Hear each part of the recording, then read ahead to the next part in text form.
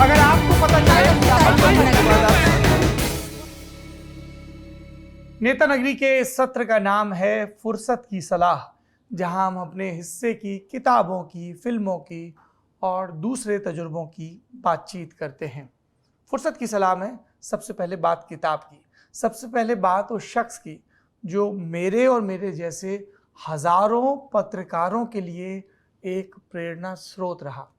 गजब के अध्येता, गजब के पत्रकार, गजब के संपादक अरुण शौरी। अरुण शौरी की नई किताब आई है, commissioner of lost causes, the commissioner of lost causes. इसमें उन्होंने अपने पत्रकारिता के अनुभवों को लिखा है। एक उदाहरण आपको सुनाता हूं। हरियाणा में रोहतक के पास एक सीट पड़ती है महम। महम से चुनाव लड़ रहे थे ओम प्रकाश चौटाला। वो उन दिनों हरियाणा के मुख्यमंत्री थे, पहली मर्तबा मुख्यमंत्री बने थे। और उनके पिता चौधरी देवीलाल विश्वनाथ प्रताप सिंह सरकार में मंत्री थे और उन्हें उप प्रधानमंत्री का दर्जा भी मिला हुआ था। महम में जब चुनाव होता है ओम प्रकाश चौटाला वर्सेस आनंद सिंह डांगी, तो बड़े पैमाने पर हिंसा, चुनाव में गड़बड़ी और रिगिंग और सरकारी मशीनरी के दुरुपयोग की शिकायत आती है। इंडियन एक्सप्रेस अखबार, जिसके उन दिनों अरुण शौरी संपादक थे, लगातार इस पर रिपोर्टिंग करता है, तस्वीरें छापता है। चौधरी देवीलाल इस पर बिगड़ जाते हैं और हड़के में लेने की कोशिश करते हैं अरुण शौरी को। जब शौरी ध्यान नहीं देते हैं तो देवीलाल फोन करते हैं इंडियन एक्सप्रेस समूह के मालिक रामनाथ गोयनका को, जिनके नाम पर पत्रकारिता का एक प्रतिष्ठित सम्मान भी दिया जाता है। रामनाथ गोयनका उन दिनों अस्वस्थ थे। उनके सहायक ने फोन पकड़ाया उन्हें और कहा कि उप प्रधानमंत्री चौधरी देवीलाल बात करना चाहते हैं। गोयनका ने फोन लिया, कुछ भी नहीं सुना, बोलने लगे तुरंत, अगर ये अखबार से संबंधित कोई मामला है तो मेरा जवाब है नहीं, और अगर अखबार से इतर किसी भी तरह का मामला है तो मेरा जवाब है हां, और फोन वापस पकड़ा दिया। बकौल अरुण शौरी उसके बाद उस सहायक को देवीलाल ने तमाम तरह की बातें सुनाई, जिन पर सेंसर बोर्ड के सर्टिफिकेट भी बदल जाते हैं। ऐसी भी तमाम तरह की बातें, ऐसे कई दिलचस्प किस्से बोफोर्स से जुड़े, राष्ट्रपति चुनाव के विवाद से जुड़े आपको इस किताब में मिलेंगे। I am really looking forward to read this book. और अरुण शौरी साहब ने हमसे ये प्रॉमिस किया है, वादा किया है, या कृपा पूर्वक इस बात के लिए तैयार हुए हैं कि जब हम किताब पढ़ लेंगे तब किताब वाला जो लल्लन टॉप का कार्यक्रम है उसमें वो बतौर अतिथि आएंगे और विस्तार से इसके ऊपर बात करेंगे। तो ये रिकमेंडेशन नंबर 1 है। Recommendation number 2, scars of 1947 real partition stories. इसे राजीव शुक्ल ने लिखा है। नेता हैं, कांग्रेस पार्टी के, बीसीसीआई से जुड़े प्रशासक हैं, पहले टीवी प्रेजेंटर और पत्रकार भी रहे हैं। ये राजीव शुक्ला का परिचय है। कहानियां इसमें बहुत कमाल की हैं। मतलब आप मुझे, ये मेरी व्यक्तिगत कसौटी हो सकती है, आप किसी किताब को उठाएं, पढ़ना शुरू कर दें और फिर पढ़ने के लोभ में तमाम ज़रूरी कामों को मुलतवी करते जाएं। दफ्तर कुछ देर से जाएं, सोने के लिए कुछ देर से जाएं, या खाना खाने के लिए देर से जाएं। यानी उस वक्त घड़ी की टिक टिक आपके लिए पॉज मोड में चली गई है। इस किताब को जब मैंने पढ़ना शुरू किया, और इस तरह की किताबों के साथ एक प्लस पॉइंट ये होता है कि आप किसी भी चैप्टर से शुरू कर सकते हैं, क्योंकि हर चैप्टर एक अलग कहानी है। चाहे वो इंद्र कुमार गुजराल के पेरेंट्स की कहानी हो, विभाजन की विभीषिका से जुड़ी हुई, या फिर शाहरुख खान की पत्नी और खुद भी उनकी पहचान एक आर्किटेक्ट के तौर पर, इंटीरियर डिज़ाइनर के तौर पर, माफ़ करिए आर्किटेक्ट नहीं, इंटीरियर डिज़ाइनर के तौर पर गौरी खान, उनके परिवार के लोग, उन्होंने विभाजन की त्रासदी को कैसे झेला। और इस तरह के कई उदाहरण हैं। एक व्यक्ति जो लाहौर में रहता है, प्रोफेसर है, हिंदुस्तान मैच देखने आता है, सेमीफाइनल देखता है, फाइनल का उसका टिकट है। आप समझिए, मुंबई में 2011 के वर्ल्ड कप का फाइनल, उसका टिकट किसी व्यक्ति के पास हो, वो मैच देखने फिर नहीं आता है क्योंकि पाकिस्तान हार गया सेमीफाइनल में, लेकिन इसके बावजूद उसके मन में कोई कड़वाहट नहीं है। और फिर बात उनके घर की उस बुजुर्ग महिला की जो लगातार पाकिस्तान में रहकर भी भारत का समर्थन करती रही। आप सोचिए, घर का मंजर की टीवी पर मैच चल रहा है, पूरा घर सपोर्ट कर रहा है पाकिस्तान को, वो महिला हिंदुस्तान का सपोर्ट कर रही है, और कोई मैलिस नहीं है दोनों के बीच में। क्यों? क्योंकि वो महिला मुंबई से गई थी और उन्हें हमेशा लगा कि मेरा वतन हिंदुस्तान है। ऐसी कई कहानियां हैं जो आपको इस किताब में मिलेंगी। ये दोनों ही किताबें इत्तेफाकन, अमूमन हम कोशिश करते हैं कि अलग अलग पब्लिकेशन की एक एक किताब लें, पर ये दोनों ही पेंगुइन से आई हैं। मैं भी कैसा बुद्धू हूँ, उल्टा पकड़े हुए हूँ। ये दोनों किताबें पेंगुइन से आई हैं। ठीक है, हर कोई बुद्ध नहीं बन पाता, हम ज़्यादातर बुद्धू ही रहते हैं। तीसरी किताब है रोली बुक्स से आई है, और रोली बुक्स के फाउंडर की ही लिखी किताब है, प्रमोद कपूर। प्रमोद कपूर की गांधी जी के बारे में जो जीवनी है उसका टाइटल है गांधी एंड इलस्ट्रेटेड बायोग्राफी। बड़ी कमाल की किताब है, आपको जरूर पढ़नी चाहिए। पर यह किताब तो कुछ और है। 1946 last war of independence, royal Indian navy mutiny. हम में से कितने लोगों को पता है नौसेना के विद्रोह के बारे में? हम लोगों में से कितने को पता है कि इसका इंपैक्ट क्या हुआ?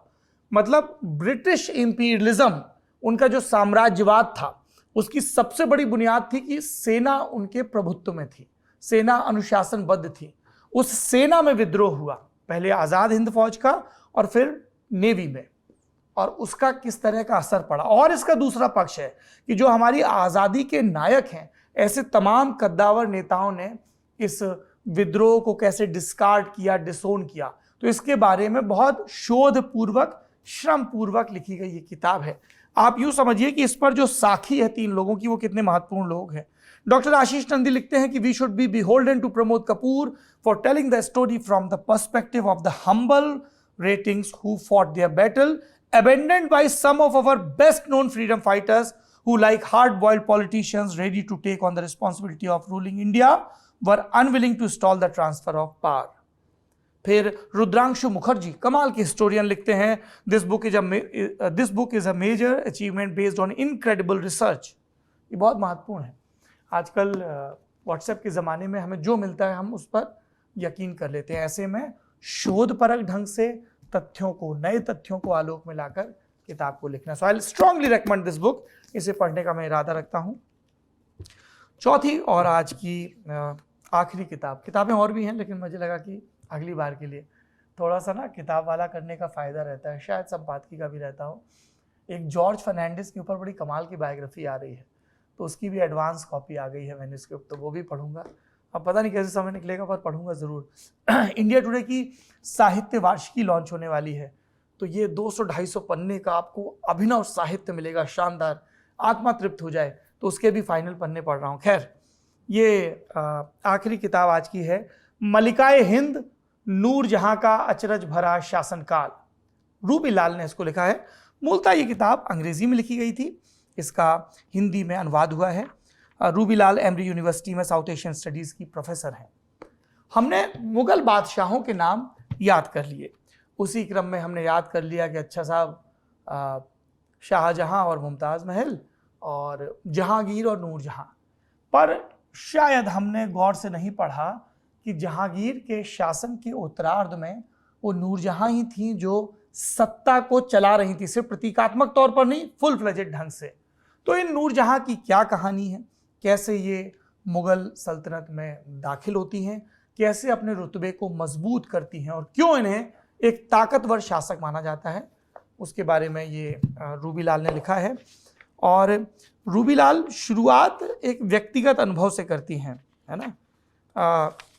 रूबी लाल बताती हैं कि किस तरह से उनकी जो माँ थी, है ना, वो उन्हें कहानी सुना रही थी, नूरजहां की कहानी, वो महारानी करके कहानी, और कैसे वो इनके जहन में पैबस्त हो गया कि मुझे इस कहानी पर और काम करना है। और फिर कहानी की जब पहली बार मुलाकात होती है तो बादशाह बाज़ार में निकले हैं उनके साथ, उनके 2 पालतू तोते या कबूतर हैं। देखिए मैं थोड़ा सा, चूँकि इसको पढ़ा हुआ, हाँ, तो 2 उनके पास बड़े कमाल के कबूतर होते हैं, बेशकीमती। रास्ते में शहजादे को फूल दिखता है, वो फूल देखने के लिए रुकते हैं, तो वहाँ एक लड़की दिखती है, महिला दिखती है, उसको कहते हैं कबूतर पकड़ो। जब वो फूल वूल देख के पलटते हैं, देखते हैं एक ही कबूतर है, तो वो पूछते हैं दूसरा कबूतर कहाँ गया, तो कहती बादशाह वो तो उड़ गया। उसने कहा ऐसे कैसे उड़ गया, तो वो दूसरा कबूतर भी छोड़ देती, कहते ऐसे उड़ गया। तो अब दोनों कबूतर चले गए। That was Nurjahan for you. और उनके शेर के शिकार की और ऐसी कई कहानियाँ, तो ये किताब है। अरुण साधु मराठी के कमाल के राइटर हुए हैं। उनका एक उपन्यास है सिंहासन के नाम से, मूलतः मराठी भाषा में लिखा गया है। मुझे पता चला कि इसका हिंदी अनुवाद भी पब्लिश हुआ है राधाकृष्ण प्रकाशन से। एवरीबडी सेइंग कि महाराष्ट्र में जो राजनीति हो रही है और ओवरऑल एक पॉलिटिकल उसको समझना हो तो ये उपन्यास ज़रूर पढ़ना चाहिए। फिर मैंने ट्विटर पर गुहार लगाई तो कृपापूर्वक अरुण साधु जी की जो बेटी हैं शेफाली साधु, उन्होंने मुझे ये जानकारी दी, तो अब मैं इस किताब के प्रबंधन में जुटा हूँ। इस पर फिल्म भी बनी है बहुत कमाल की, तो उसको आप लोग ज़रूर देखिएगा। दूसरी फिल्म है धर्मवीर, ये मराठी भाषा की फिल्म है। एकनाथ शिंदे और उनके जो राजनीतिक गुरु रहे आनंद दिघे, उनके किरदार के इर्द गिर्द फिल्म है, उन्हीं के द्वारा स्पॉन्सर्ड फिल्म है, तो उसको भी देखने का मैं इरादा रखता हूँ। ये मेरी इस बार की फेहरिस्त है।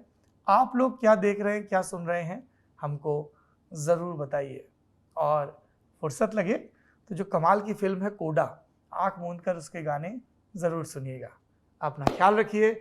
अभी पिछले दिनों पंकज भैया से मुलाकात हुई, पंकज त्रिपाठी जी से, तो उन्होंने राग मारवा का जिक्र किया कि मैं अलग अलग आवाज़ों में सुन रहा हूँ। तो आप बताइए कौन से राग हैं जिन पर आप बार बार लौटते हैं, कौन से स्वर हैं जिनके पास आप बार बार लौटते हैं। मैं आपको अपनी व्यक्तिगत जानकारी देता हूँ। मेरा मन जब बहुत उद्विग्न होता है किसी भी वजह से, या सुबह सुबह मुझे नए सिरे से उल्लास की ज़रूरत होती है और एक किस्म के ज़रूरी वैराग्य की, विदेह स्थिति की ज़रूरत होती है, तो सुबह का राग है राग भैरवी। पर जिन आवाज़ों की शरण में मैं जाता हूँ उसमें एक है पंडित भीमसेन जोशी, जब वो गाते हैं राग भैरवी में जो भजे हरि को सदा, या फिर पंडित जसराज या राजन साजन मिश्र को आप सुनिए, है ना, धन्य भाग सेवा का अवसर पाया, तो एकदम ऐसा लगता है कि आत्मा का कलुष धुल रहा है। प्रहलाद टिपाणिया को सुनिए आप मालवा शैली के गायन में, कुमार गंधर्व जी को सुनिए जिनका भी जन्म शताब्दी वर्ष भी आ रहा है। तो ऐसी कई आवाज़ें हैं जिन तक आप लगातार जा सकते हैं। किशोरी अमोनकर हैं, बहुत सारे नाम हैं। तो आप बताइए कि आप जब शास्त्रीय संगीत में दाखिल होते हैं तो किन आवाज़ों के ज़रिए होते हैं। शुजात साहब का नाम है, सादा आमिर अली, कितने सारे नाम हैं। तो संवाद चलता रहे, आप अपने हिस्से की रिकमेंडेशन दीजिए, मैं अपने हिस्से की देता हूँ। बड़े दिन से इरादा है एप्पल टीवी पर तेहरान सीरीज़ देखने का, पर अभी इरादा बन ही बिगड़ रहा है क्योंकि कमबख्त दिन सिर्फ 24 घंटे का होता है और लोभ बहुत सारा है किताबों को पढ़ने का, संगीत को सुनने का और सेलुलाइट पर रचे गए आख्यानों को देखने का भी। तो आप अपने हिस्से के लोभ भी बताइए। नेता नगरी का ये क्या एपिसोड कैसा लगा, इसके बारे में भी अपनी राय ज़रूर साझा करिए। खूब ख्याल रखिए अपना। Have a nice weekend. ऐसे अंग्रेजी में बोलने से चाका वाका लगता है, एकदम बढ़िया क्लोज हो गया।